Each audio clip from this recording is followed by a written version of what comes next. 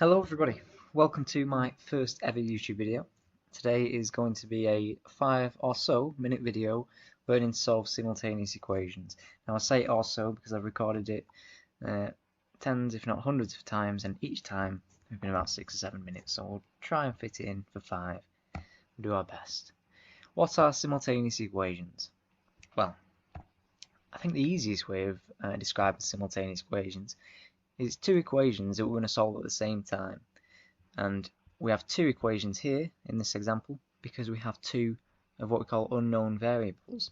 So you can see in both the top and bottom equations we have x and y. Given the two variables, we need two equations. So if you have a look at the grey example, you can see if we had three unknown variables, we'd obviously need three equations.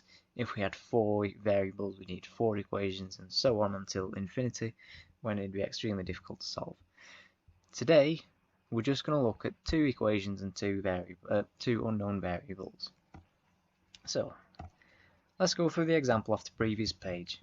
We've got that 6x plus 3y equals 33, and x plus 2y equals 10. First things first, easy step. Everyone can definitely do this one. Let's label our equations 1 and 2. Now, second step, let's get into the maths now. Heads down, focus. What we want to do is, we want to equate the constant before either variable. So, if we look at equation 1, we can see we've got 6x. Equation 2, we've got just 1x. So what we want to do is make equation 2 and equation 1 have the same number of x's. So, by times in equation 2 by 6, or times in each component by 6, we could see that we'd have x by 6 is 6x, 2y by 6 is 12, and 10 by 6 is 60. And then in equation 1 and our new equation 2, we have 6x in both. Now that's vital for the next step, which is cancelling out the variable, the x variable in this case. So what do we do there?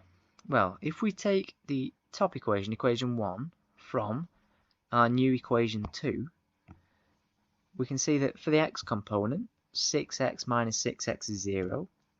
For the y component, 12y minus 3y equals 9y. And for the constant at the end that is equal to, 60 minus 33 is 27. Piecing those back together in the same order we've had previously, we have 0, or 0x, plus 9y equals 27. Or more simply, 9y is 27. And you can see we've completely got rid of the x out of the equation. And now all we need to do to find y is divide both sides by 9. So 9y over 9 is y, 27 over 9 is 3, and there we have it, y equals 3. So we've solved so far for the y variable. All we have to do now is solve for x. And how do we do that? Well, somewhat similar to what we've done so far.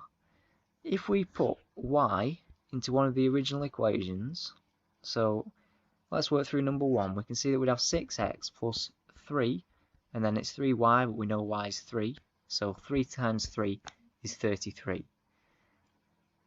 In other words, 6x plus 9 is 33. Taking 9 from both sides would give us 6x equals 24. And like I said, it's similar to what we've done. What we've tried to do is get rid of the y variable. Well, given we know it, just subbing it in and it gives us a regular number. So then we've got 6x equals 24. Like in step 4, if we divide both sides by 6, 6x over 6 is x, 24 over 6 is 4, so we have that x equals 4. Simple. So what we've actually done is, just like that, in 5 simple steps, solved our simultaneous equations, and we've found a value for y and a value for x. All we have to do is check our answers. Now the reason that you should check your answers is in the exams there's pressure on. You might be under time constraints and you're rushing and you're a little bit, oh, am I doing it right, am I not? And you just miss little things, so check your answers. Easiest way to do this for simultaneous equations is take the equation you haven't used. So there you can see equation 2, we haven't actually used it anywhere. And when I say we haven't used it, you can see at the top right that we have used equation 1 in part of our working out. We haven't used equation 2 anywhere. So we'll take out that equation 2, put it down here, And then all we're going to do is put in 4 wherever we see x and 3 wherever we see y. And we're going to check if it equals 10.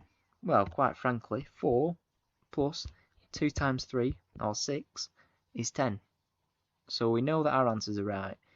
We've gone through the equations in 6 simple steps now. We've found the 2 answers for x and y.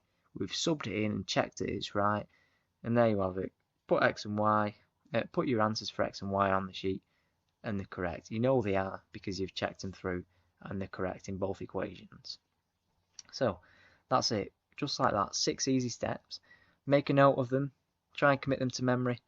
And then what I'd recommend is that you take the steps we've learned and attempt these 3 practice questions.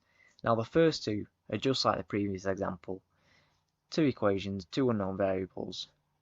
All you have to do is follow those 6 steps we've done and you'll get to the answers fairly easily. The third one is a bit more difficult. You're still going to have 2 equations and still 2 unknown variables, but you have to make the equations yourself, and that's where it gets a bit more difficult. So I'll put the answers in the description below, and for the third question I'll actually do a full work through the question, how you'd make your equations, and then from there how to solve it. If there are any questions and you're struggling with any of it, please leave a comment below and I'll do my best to get back to you.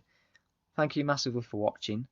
If you've enjoyed the video, please like it, share it with any friends who you think may need to learn or maybe struggling with it. Like I said, if you're struggling with anything in this video or anything else that you're learning and you want me to do a video to help you out, leave a comment below and I'll do my best to get a video out for you. And if you want to see more, please subscribe. Thank you very much. Enjoy your practice questions and see you later.